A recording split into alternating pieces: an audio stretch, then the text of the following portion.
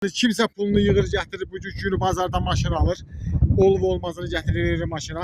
Calaqçı, yəni orada 1000 manat, 2000 manat xeyri görür, satıcı aşağı verə bilmir.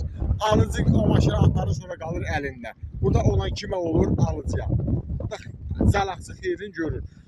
Turbaza da gələndə biz turbaza keçən səfər demişdik, nətər calaqçı. Yəni bazardakı calaqçı turbaza da iş verir.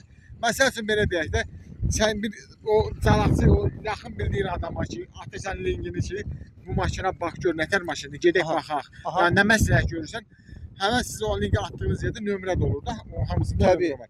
Zəfir deyir ki, məsəl üçün mən sənə bir saatdan ya sabah ya axşam sizə klient gətirəcəm, nömrəm də budur.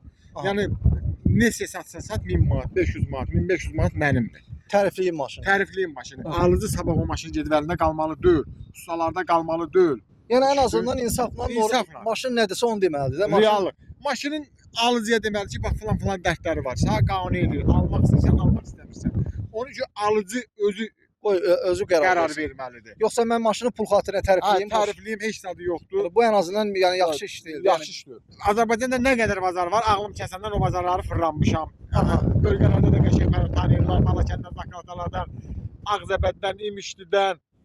Yəni haranı deyim, Qazaxdan. Yəni tanıyan bilən bilir ki, mən nə cür maşından başım çıxır. Yəni belə klientim də yəni var, şükür. Yəni biz bu videoları çəkməyin səbəbi odur ki, allanmasın əsas insanlarımızı maarifləndirək. Bəli, yəni əsas odur bizim. Yəni bu videoları çəkməkdə, yəni kimsə yəni allanmasın, gedib sularda qalmasın. Yığdığı pulu, gətirib maşına verdiyi pulu sonra gedib borc alıb suya aparmasın. Yəni elə bir şeylər olur. Bəli.